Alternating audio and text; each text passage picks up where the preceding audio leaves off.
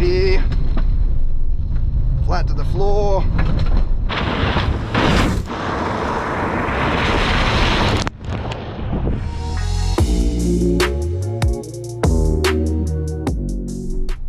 So this has got upgraded suspension with new stabilizer bars and suspension knuckles, and the ground clearance is raised from 177 millimeters to 210.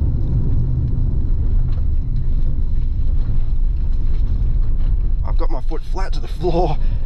I've got stability control turned off, but it doesn't actually go completely off, which is a little bit disappointing, especially for an off-road type of vehicle. You want it to be completely off in some conditions. You don't want it to be automatically coming back on. But it does have very serious chunky all-terrain tyres, which really help grip up in loose conditions like this, especially compared with the standard tyres. So coming into this corner here, we'll try and slide it in,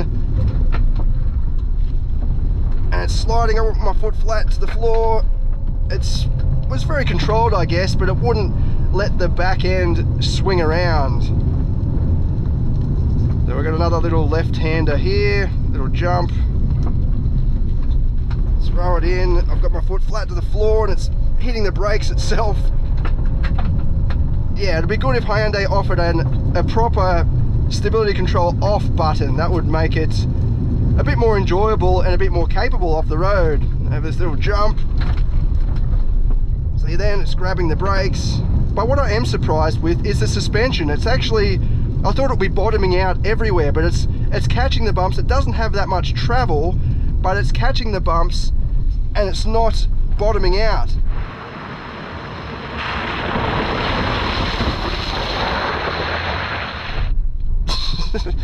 See this then, it won't let it slide, and you can't use the electronic handbrake obviously. I'll just try it out.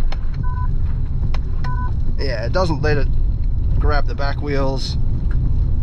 Big bump through here, flat to the floor.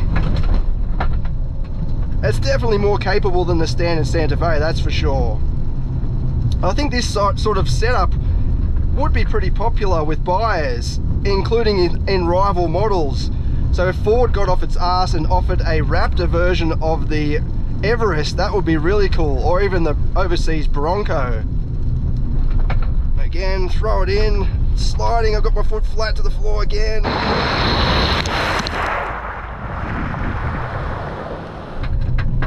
It's getting through very in confidence and, you know, not losing control, but it'd just be nice if I could throw the rear end around a little bit more. Flat to the floor again.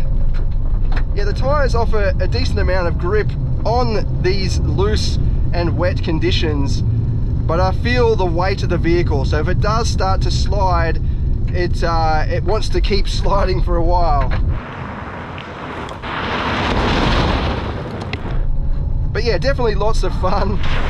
You can take this for a nice little camping trip or something like that. But just then over that big bump, I was expecting it to really crash and bottom out, but it didn't. It just absorbed the bumps like a, you know, like a proper rubbery feel. Throw it in, bit of understeer. Yeah. I feel like the ABS isn't quite tuned very well either. I'll show you in a minute. We'll just go off this jump. A little bit of crashing and banging then, but it didn't actually bottom out, so that is good. Bit of a ditch here. Yeah, not too bad. I can just feel the weight. That's the main thing. You can feel the weight of the vehicle. Yeah, the ABS isn't the best. I don't know if they've tuned the ABS with these tyres. I suspect they have, but yeah, it doesn't feel the best compared with other off-road vehicles that I've driven in the same conditions and, you know, slam the brakes just the same. We'll try it again on this gravel patch here. Yeah, it kind of keeps sliding a bit, and sometimes it feels like it's not letting the ABS kick in because it knows it's on the dirt or something, and it just keeps moving. It doesn't actually slow the vehicle that much.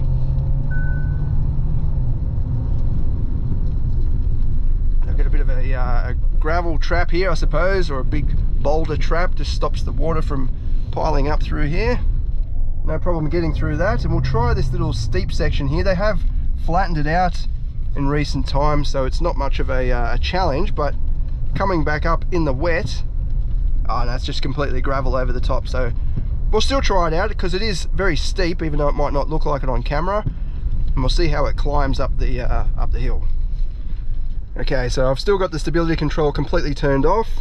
There is a mud mode you can select from in this terrain system. So you've got snow, mud and sand.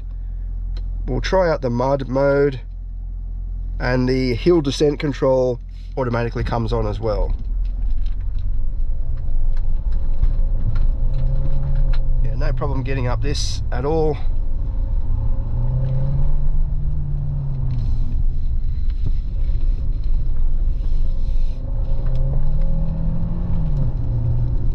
It definitely increases the capability of the Santa Fe though. You know, you'd never do this in a standard Santa Fe.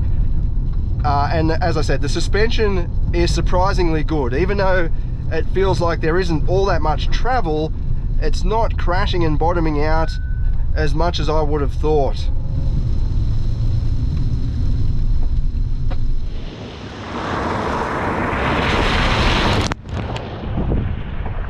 I can feel the electric motor pulsing and surging at certain points. Sometimes it's helpful, sometimes it's a bit of a surprise. So I think in serious off-road conditions, yeah, I don't know, it'll be interesting to see how it all works.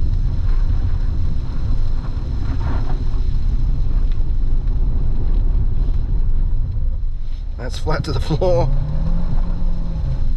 Yeah, it'll be interesting to see how makers of off-road vehicles go in the future, because with hybrid technology, I mean, because sometimes the electric motor in this, I can feel it, it's giving me a surge, it's giving me a pulse, and at times I don't want that surge, but other times it's helpful, such as on sand or something like that. You want maximum power, and the instant torque is also, it can be helpful, but it can be a bit of a downside as well, because instant torque can cause wheel spin.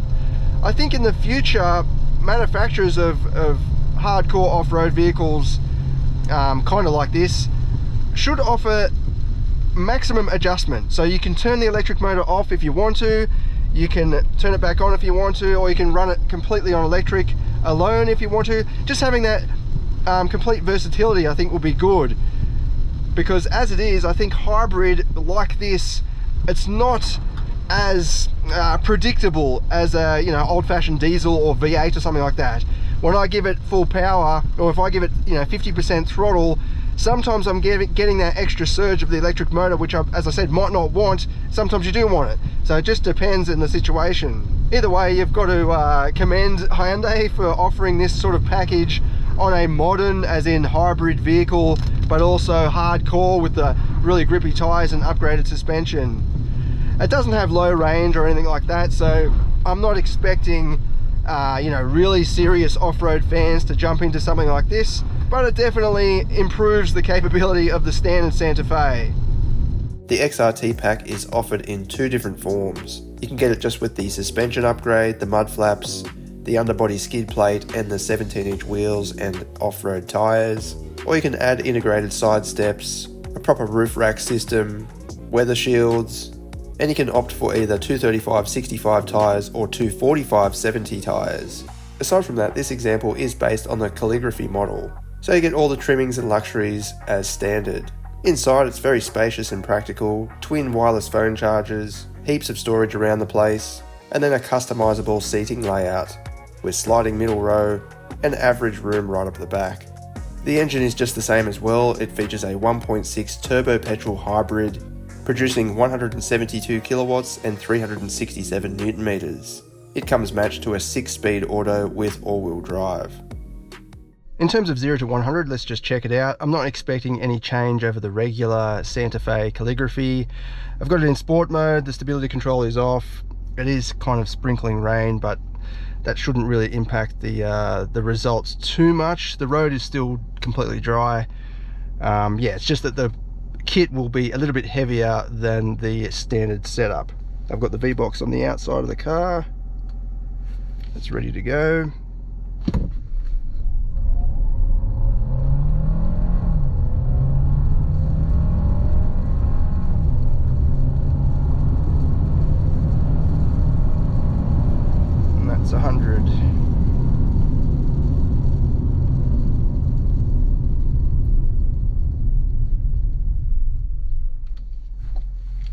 Looks like it's done 9.75. The road isn't completely flat, it actually is downhill slightly back there, and then it starts to rise back up. Kind of evens out, I reckon. Yeah, I don't think that's too bad, considering the extra weight of the enhanced components, but also the drag caused by the roof rack system and those chunky tyres. You know, it's got to be a tiny bit slower than the standard setup. Speaking of those chunky tyres, I want to see if they cause problems out on the highway. So at 100 kilometers an hour, does it become tiresome and noisy when you're driving along? In other words, does it completely change the touring ability of the standard Santa Fe? At 110 kilometers an hour, it feels pretty much the same. There's a tiny bit of wind whirring going on with the tyres. I mean, it's not a proper roar, it's just you can feel and hear this slight, yeah, the steering is just sort of swaying just that tiny bit. It doesn't feel completely as planted as the standard setup. But in terms of, yeah, road roar, there's definitely none of that. I can hold a conversation with a normal voice volume. I can just feel little bumps a bit more, I think. Probably because the sidewall of the tyre, these off-road tyres, is probably going to be a bit stiffer. Also, the tread pattern would probably be a bit, you know, firmer compound rubber as well. So you can feel just, I'm talking just a minor degree, you can feel the road imperfections a bit more compared with the standard setup. But overall, like if you're planning to do a lot of touring and even a bit of adventurous driving off the road, then this is a small, very small sacrifice to pay. I think it's a great idea though. You know, Australians love getting outdoors, and even if they pretend to like getting outdoors, I think a kit like this definitely expands the appeal of the Santa Fe range. If a lot of other brands would do the same thing, I think that would be quite successful. In terms of the value for money, yeah, I think this is pretty good value for money. Extra 10 grand for these components. If you were to buy these separately, you know, you might run into potential insurance or even warranty issues. Just got to be careful with that sort of stuff. Whereas this is all covered by Hyundai warranty, so you don't have to worry about it. Economy would be affected over a longer trip as well. I'm averaging 9.7 at the moment. I think you can get sort of 7s with the standard setup, particularly the front wheel drive setup. So yeah, if economy is your priority, then probably don't bother with the XRT pack. But again, yeah, there's not many vehicles like this in the market, you know, hybrid with hardcore off-road components. It's kind of unique. You can check out more details on our website in the full review, linked in the description of this video. Thanks for watching.